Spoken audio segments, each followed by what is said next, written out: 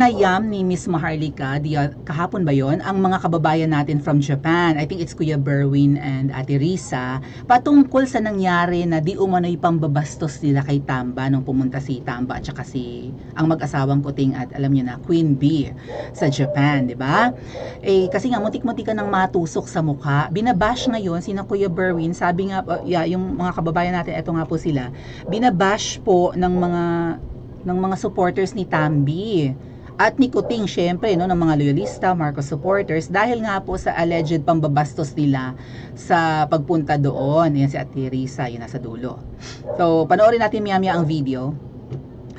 Hindi naman sinasadya yung pagtusok, tsaka hindi pointed yun. Di ba, binibigyan ng emphasis ni Kuya, na kababayan natin sa Japan, na hindi naman matulis yung flag at hindi naman talaga natusok. Kaya lang yung, di ba, dahil nga gumagalaw si Speaker Martin habang tinatanong niya, hawak pa niya yung kamay, muntik-muntikan na nung pumingit yata or nag-forward si Tambi, di ba? Nung tutuloy na sa paglakad sana, ay muntik-muntik na siya matusok nung flag. So ang panawagan lang naman nila, suportahan si VP Sara, di ba? At huwag namang i-bully or huwag namang tawag doon, ganyan, abusuhin or what? Or pigilin sina Ka Eric at Dr. Lorraine Badoy sa kanilang karapatang mamahayag or magpahayag, magtanong, 'di ba, sa mga public officials. And dito nabanggit nilang dalawa na parang tumatawa daw or humahalakhak mag-isa si PBBM. Kung ang isang tao humahalakhak mag-isa, walang kausap, anong iisipin natin? Well, gawain ko naman yun mga ate at kuya kasi ang iyong prinsipesa ay di ba, dalawa lang kami magkapatid, ako malimit ang maiwan sa bahay, si mama, minsan nasa work, si papa din, kapatid ko, nasa mga tropa niya, ako yung babae ng bahay, di ba, ng aming tahanan. Ako yung dalagin ding, so ako yung tagalinis, tagahugas, tagalaba, ganyan. Sila kasi mahilig sila mag-bond tatlo, no, sabong, ganyan. Manood ng sabong, maglaro ng baraha, ganun, no. Ako hindi ko feel yung mga hobbies ng aking parents at ng kapatid ko kasi nga ako ay prinsipesa. So nasa bahay lang ako, ulirang anak, 'di ba? O ganyan. Linis-linis, luto-luto, gusto ko 'yan, laba-laba. So kapag ako lang mag-isa, syempre kakanta-kanta ako, sasayaw-sayaw ako, may mga maaalala akong bagay na nakakatawa, nakakaiyak. So, wala naman nakatingin sa akin, malamang tatawa ako, iiyak, magsasalitang mag-isa. Ang kasama ko lang naman sa bahay, mga alaga naming pusa. Ay, pusa. Aso, mga manok, 'di ba? Kinakausap ko rin yung mga pets namin, even yung mga halaman. Sabi mas maganda daw yung growth ng mga 'di ba, ng mga pananim kapag kinakausap mo habang dinidiligan, kina-cultivate yung lupa and what not. Even yung mga alagang hayop, habit na namin kinakausap kasi nakikita namin yan kina papa at mama na ganun sila i-treat yung mga kahit yung babuyan namin, 'di ba? Kinakausap nila na parang tao. So kami, kinalakhan na rin namin na gano'n, no? Lagi naming kausap yung mga alaga namin. Kapag mag-isa ako, tatawa talaga ako kung may naaalala ko nakakatawa. Pero may mga tao na tumatawa lang talaga ng may something na. Di ba? So, nabanggit dito yan sa interview ni Miss Maharlika. Bakit kaya tumatawa? Ano ang ganap? May problema na ba? At ano ang dahilan? Kung bakit tumatawa? Kasi ang tingin sa atin kapag ganun you're laughing alone and nobody's around you, or maybe wala pa namang lumalapit sa iyo, or maybe nasa isang lugar ka, wala pa namang lumalapit. So, ano yun? Anyway, panoorin po natin yung interview and mamaya bababanggit din yung mga balat at kutis at paghihitsura ng ating first couple. Ingay na kapitbahay. Panoorin natin ang video mga ate at kuya. Kayo na ang mag-decide kung ano ang inyong interpretasyon sa kanilang sasab. Ingay na kapitbahay.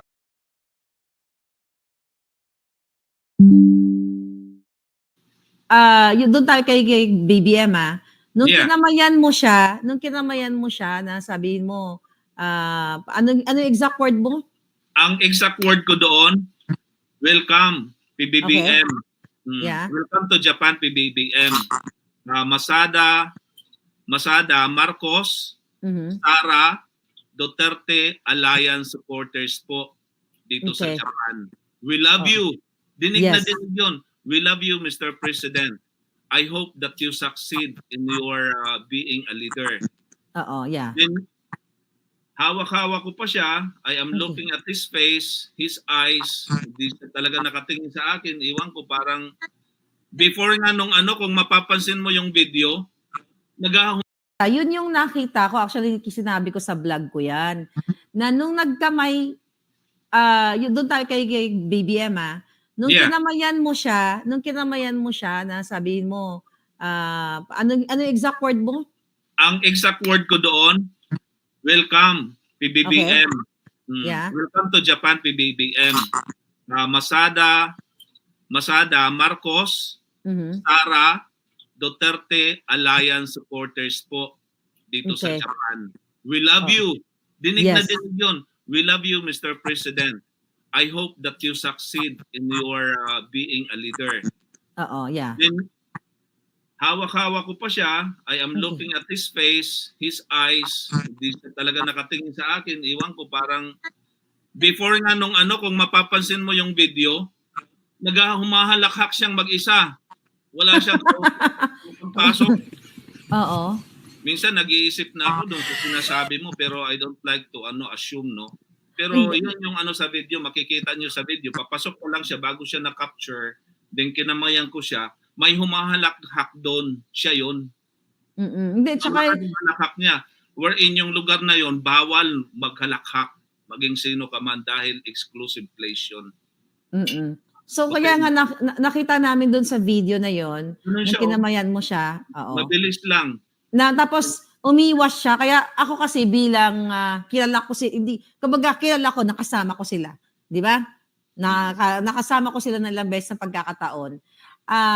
Ramdam ko kung anong ibig sabihin nun. Talagang wala talagang connection sa tao, tama? Teresa, yun yung din nararamdaman mo? Kasi kinamayan mo din siya eh.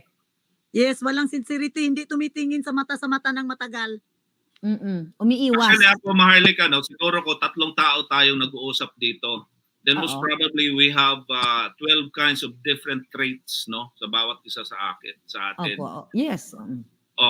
So, para siguro sa inyo talaga maramdaman nyo na parang siya or wala siyang paki sa mga kagaya nating ako, I'm still giving him a chance.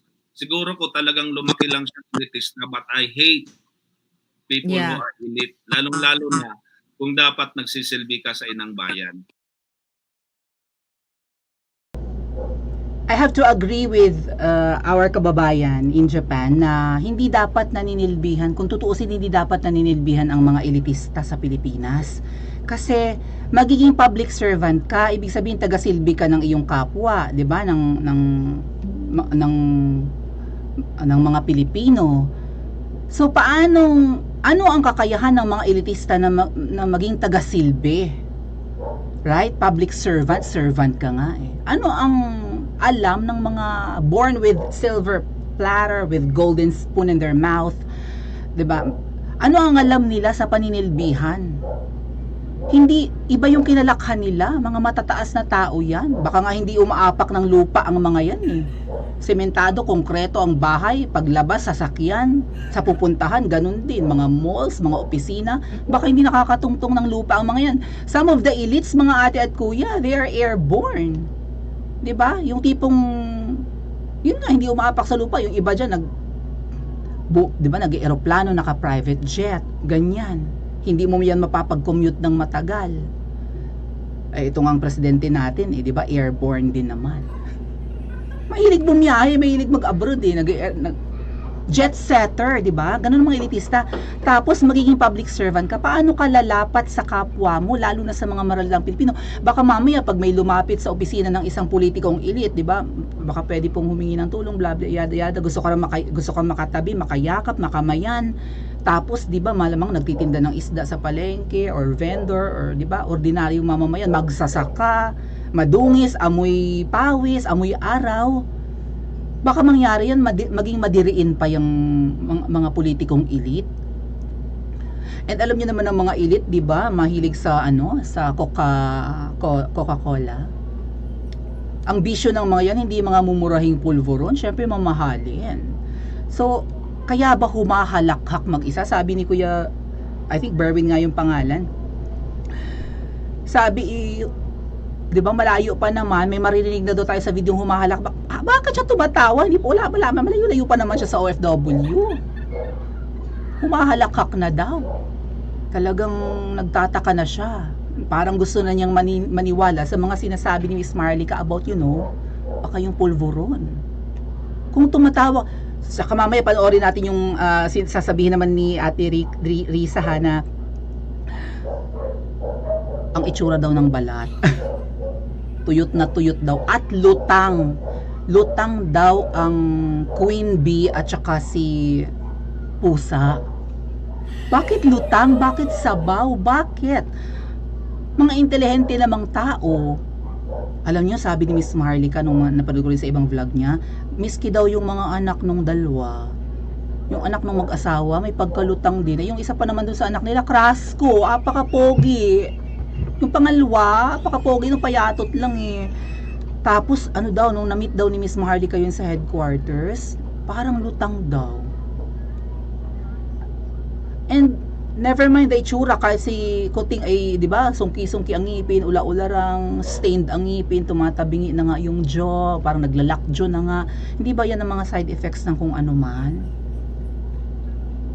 And then syempre, 'di ba, yung katinuan ng isang tao kapag gumagamit ng something, alam nyo na, bawas na rin ang katinuan. Wala ba tayong mga drug test para sa ating mga public servants? Di ba dapat meron? Kung kami nga nagtatrabaho, mga ate at kuya, tayong mga nagtatrabaho, may annual drug test tayo or medical exams. Minsan nga biglaan yan eh. Nung nagtatrabaho ako sa isang BPO dito sa Pilipinas, may biglaan kaming medical test, mga ate at kuya, drug test na on the spot. Paglabas namin galing sa shift, nababanggit ko na rin yan, paglabas namin ng production floor, mga hilo kami sa antok dahil graveyard kami, panggabi kami alas 6 ng umaga paglabas namin, may mga tables ng mga nurses sa labas, tapos may mobile clinic na bus sa harapan ng pinagtatrabahuhan namin. X-ray kami, kukunan kami ng ihi. Few days after, mga hindi na nagsisipagbalikan yung mga katrabaho namin, nag-positive sa anekwa sa pag-ihi nila. Dapat nga daw hibla ng buhok, di ba? O ang tinitest sa bagay na yan. So, baka may mga moments na humahalakhak kapag siguro nakapag baby powder. Pulbos ba? Pulbos. Pero kapag wala namang pulbos, balik na naman sa pagiging matino. Nakakaloka. Obserbasyon po yan ng mga kababayan nating OFWs. You think they're lying? Paki-comment nga po sa comment section at mag-like and subscribe din po kayo.